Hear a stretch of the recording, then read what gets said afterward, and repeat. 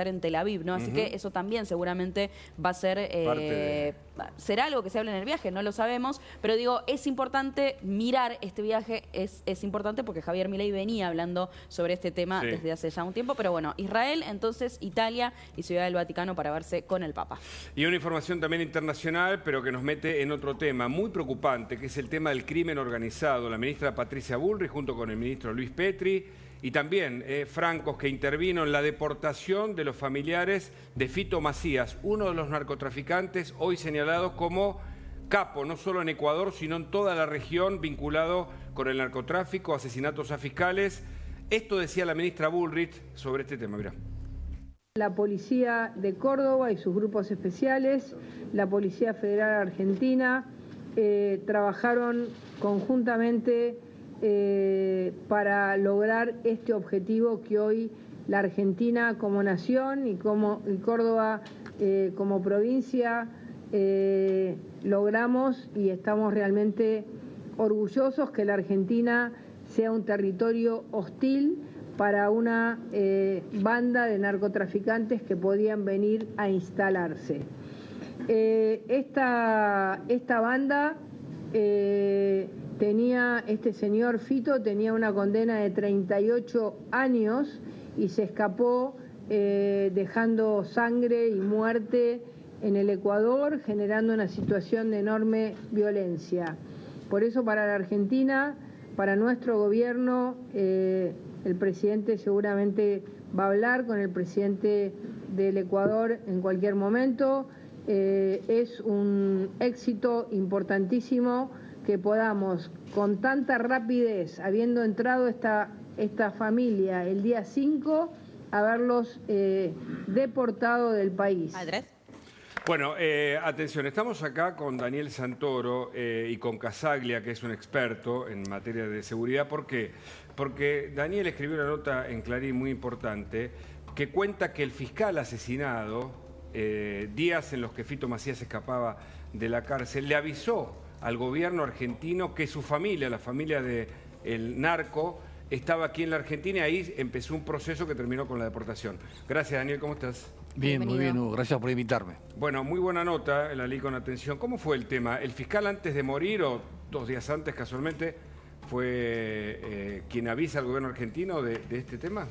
Sí, el fiscal César Suárez de Ecuador le avisó a la ministra Patricia Bullrich el miércoles que había una búsqueda de antecedentes penales de la esposa de Fito Macías, e incluso después de esa conversación telefónica le mandó un memorándum interno de los fiscales de Ecuador donde se pedía una serie de antecedentes de juicios por lavado de dinero vinculados a la familia de Macías, porque esta mujer, Hugo, había pasado de enfermera a millonaria. Por la tarde... Perdón, ¿cuánto tiempo antes de ser asesinado esto? ¿Perdón? ¿Cuánto tiempo antes de ser asesinado? Estamos hablando del fiscal asesinado, es quien da la información. Esto fue el miércoles, el miércoles pasado, el fiscal la llama a Patricia Bullrich, por la tarde sale de su fiscalía en Guayaquil y lo acribillan a balazos. Tremenda la información. El mismo día. Tremendo. Sí, se filtró la información y, bueno, obviamente la banda de este grupo de narcoterrorismo, como lo define Patricia Bullrich. Los choneros, ¿no? Claro, pero ¿por qué narco? Bueno, acá tenemos un especialista que después lo va a decir. Hay informes de inteligencia que lo relacionan con una fracción de la FARC, de las Fuerzas Armadas Revolucionarias de Colombia, una disidente, que estaría vinculando con este grupo. Por eso hablan de narcoterrorismo y no solamente... del cartel de Sinaloa, ¿no? También hablan de una conexión. Y el cartel de Sinaloa. Entonces, es realmente... Patricia Bullrich, me cuentan las fuentes, estaba realmente conmocionada por lo que pasó, porque se había filtrado la información. Es increíble, aparte en el mismo día, ¿no? Es una locura. Le vamos a dar la bienvenida también a Alejandro Casaglia, que es experto en terrorismo, criminalidad organizada. ¿Qué podemos decir de esta banda, ¿no? de los choneros? ¿Y por qué Argentina también, ¿no? ¿Cómo termina el vínculo entre Ecuador y Argentina?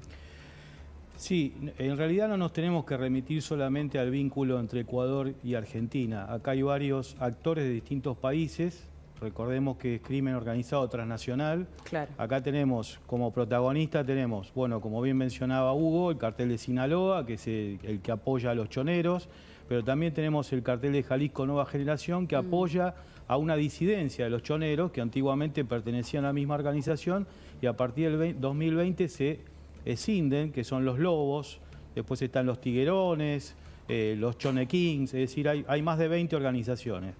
Entonces, el interés de los narcos mexicanos por llevar el producto del clorhidrato de cocaína hacia el norte, que es tanto Estados Unidos como Canadá, son centros de consumo porque son países que tienen poder adquisitivo. Claro. Entonces, la idea es no solamente sacar el clorhidrato de cocaína hacia Estados Unidos, hacia el norte, sino también sacarlo hacia Europa. Y hacia Europa se saca vía África.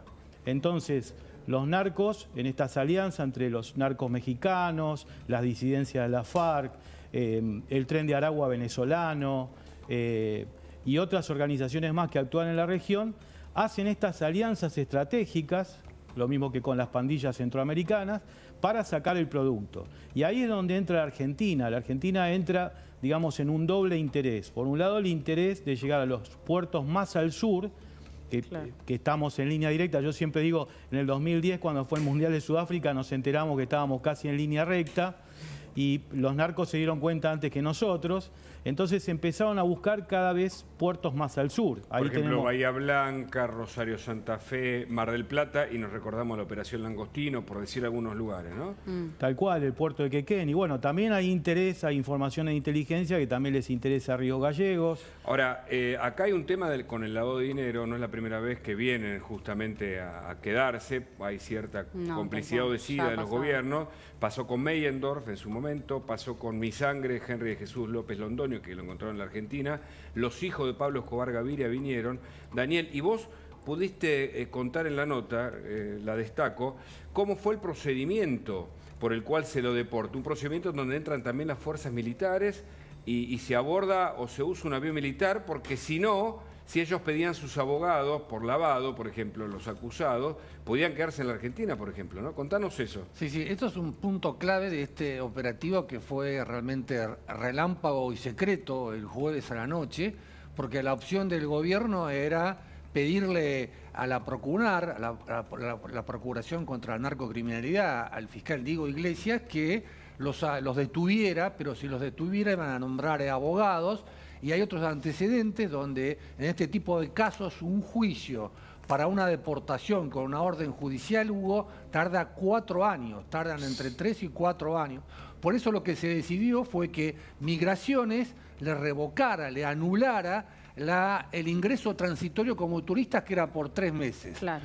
Ellos, cuando la policía, hubo realmente todo un operativo muy grande en este country, el Golf, de Falda del Carmen, en Córdoba, porque no sabían a qué se iban a enfrentar y quién eran esos 7 otros personajes que estaban alrededor de la esposa de Fito Macías. Por eso incluso tuvo la dirección, aparte de la Policía Federal, la dirección antiterrorista de Córdoba. Ellos aceptaron la orden que se había anulado, no ofrecieron resistencia, lo subieron a un avión a Córdoba, al Palomar, y de Palomar también, esto es inédito, porque habla de una intención del gobierno de aumentar el apoyo logístico de las Fuerzas Armadas en la lucha contra el narcotráfico. Con un Fokker de la Fuerza Aérea los llevaron a Guayaquil.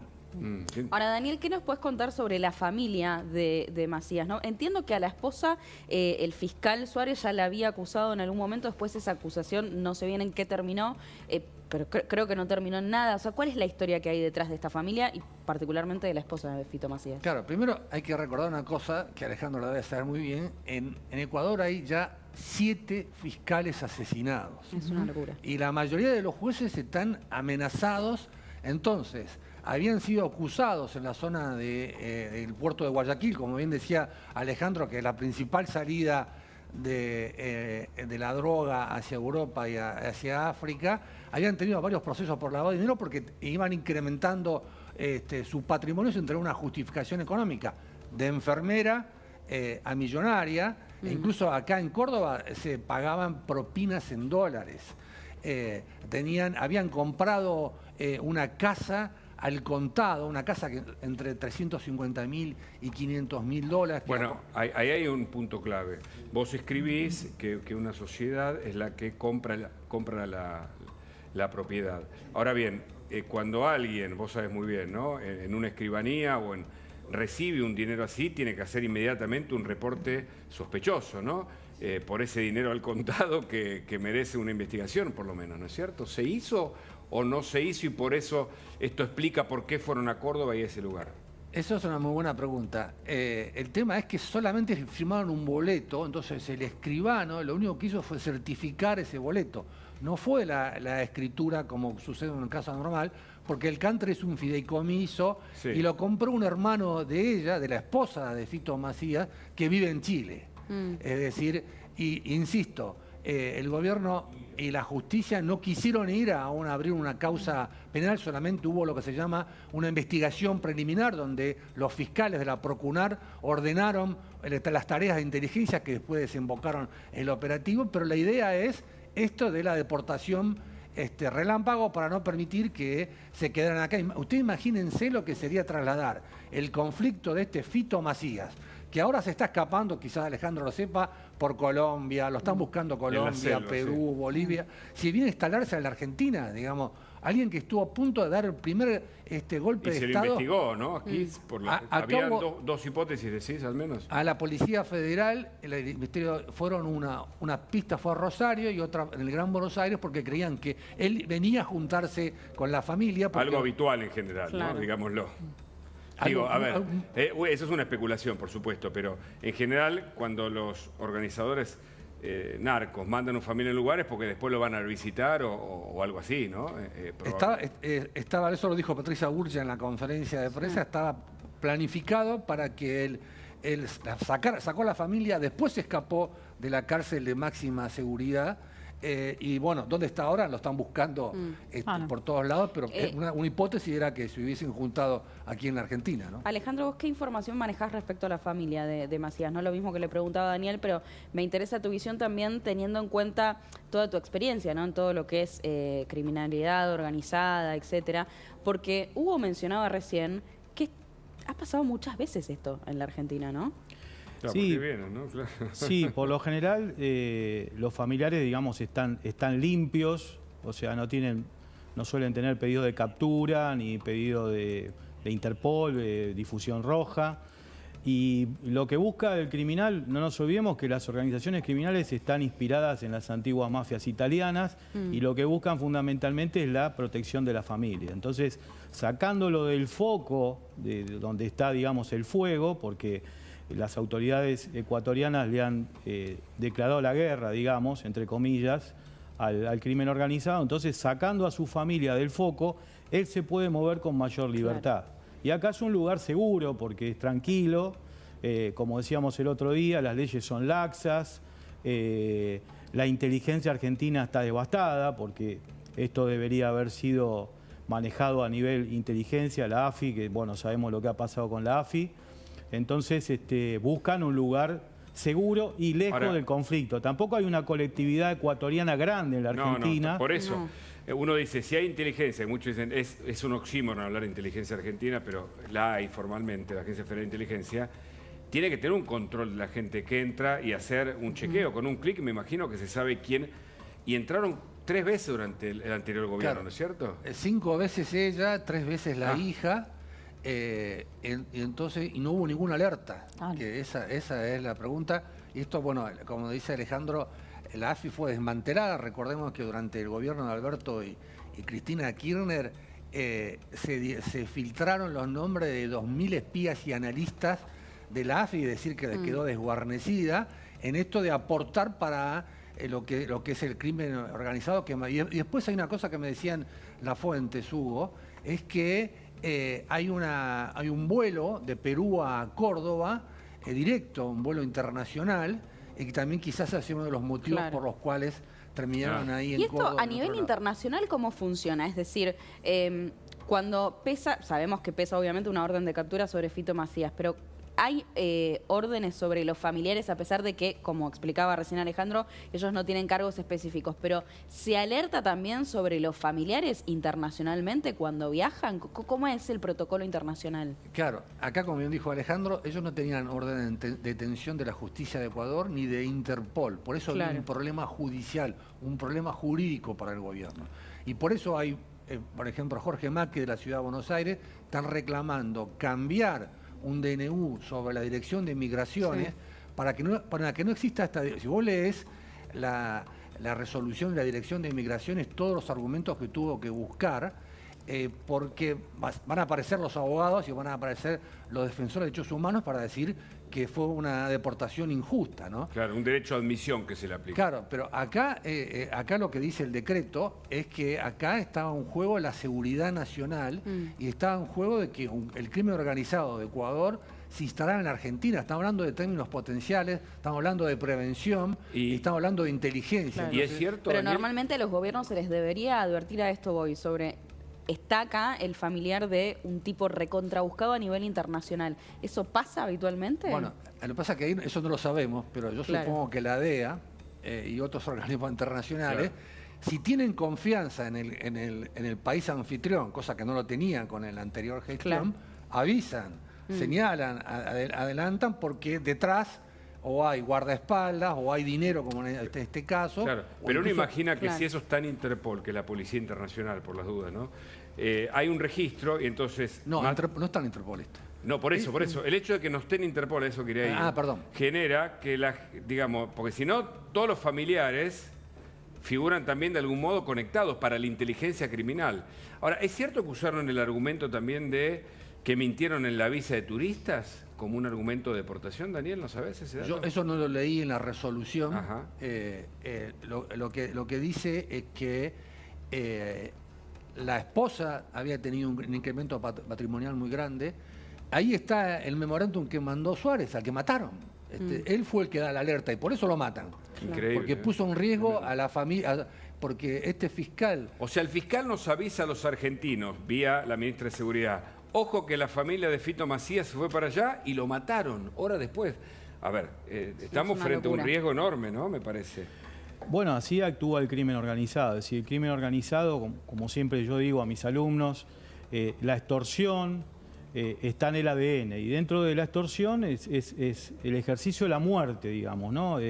Manejar la muerte para el crimen organizado es mantener el orden, fronteras adentro, con sus adeptos, sus miembros, que en el caso de los choneros son casi 12.000, y también para el miedo hacia afuera. Es decir, la gente, a través de las amenazas, las extorsiones y los asesinatos por sicariato, es mantener el miedo para que nadie se meta. Ahora, si me permitís, para responder lo que preguntaste antes, hay dos vías, digamos, de advertencia entre países. Una es la bilateral, que bien como dice Daniel, seguramente la DEA, lo que pasa es que al no tener una inteligencia formada todavía, porque recordemos que la AFI se está reestructurando, no tener confianza todavía, porque hay algunos miembros del gobierno anterior que todavía pertenecen a la organización, entonces evidentemente la DEA no habrá avisado. Claro. Pero a nivel Interpol tiene herramientas que son, nosotros conocemos siempre las difusiones rojas, que decimos son las capturas internacionales.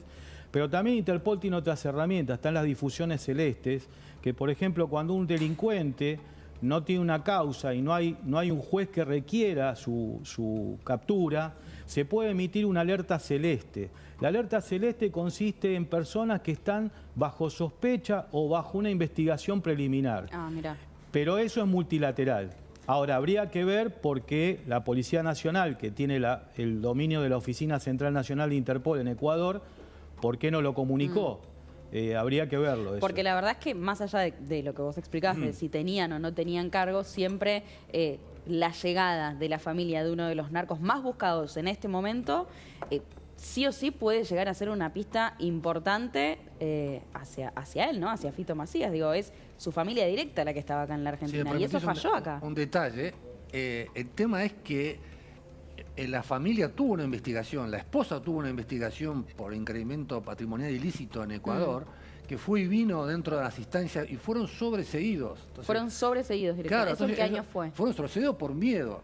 yo no me acuerdo exactamente, pero es una cosa... Pero hace un tiempo, digamos, no de ahora, reciente. Claro, lo que hace Suárez, que no es Cristina Salazar, la jefa del operativo Metástasis, la que tiene en vilo a todo este grupo que armó, es la fiscal general de Ecuador. Claro.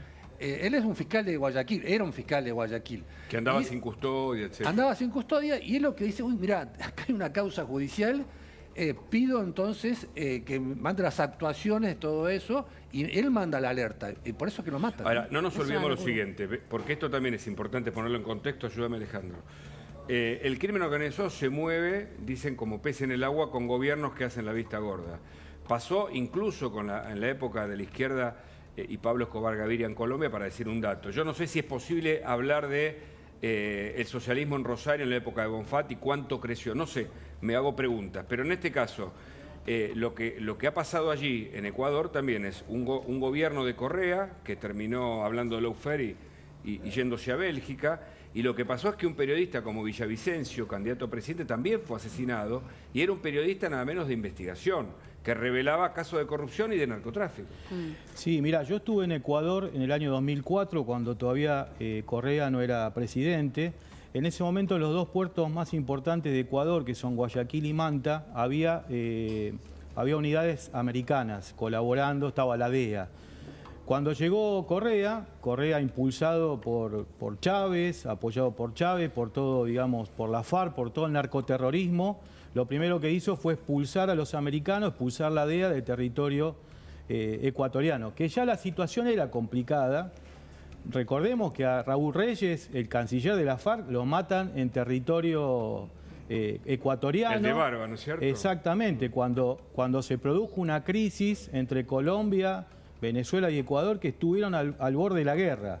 Bueno, en ese momento recordarán ustedes que Correa hizo una gran crítica hacia Uribe por el operativo que se había hecho. Pero bueno, los campos de refugio de la FARC, es decir, los campos de descanso, sobre todo sus líderes, estaban en territorio ecuatoriano o venezolano. Ahora, perdón, si me permitís un detalle. Sí. Tocó Alejandro un punto clave. Ahí el tema es que en Manta había una base de la Fuerza Aérea Norteamericana con aviones AWACS que hacían inteligencia sobre toda esa zona geográfica. Y al echarlo, te quedas con una herramienta importantísima, que es los guerrilleros cobrándole peaje a los narcotraficantes para que puedan pasar con su cargamento de droga. Y no nos olvidemos lo que vos investigaste, por lo cual fuiste premiado, venta ilegal de armas a Ecuador y Croacia. Bueno, yo veo los soldados ecuatorianos ahora que todavía andan con los fales argentinos, que es un fal paracaidista. ¿No? ¿Viste te lo pregunto al aire porque la recomendé, ¿viste la serie Yossi, El espía arrepentido? Me la comentaron, no la pude ver todavía. Urgente. Yo ayer me quedé, terminé la primera temporada porque habla de todo esto. De fábricas militares y de las... Bueno, no quiero spoilear. Sin spoiler, por favor. Sí. Alejandro, apelando a todo tu conocimiento sobre el tema, ¿cuál es la situación hoy del crimen organizado en la Argentina? Y hablo a nivel local, pero también las ramificaciones internacionales que tienen sus raíces también acá en la Argentina. Claro, el crimen organizado en la Argentina, a veces cuando la gente pregunta, no tenemos todavía, salvo el caso de Rosario y algunos lugares de Gran Buenos Aires, pero no tenemos un grado de violencia como podemos ver en Ecuador, en México, en Colombia, en Perú.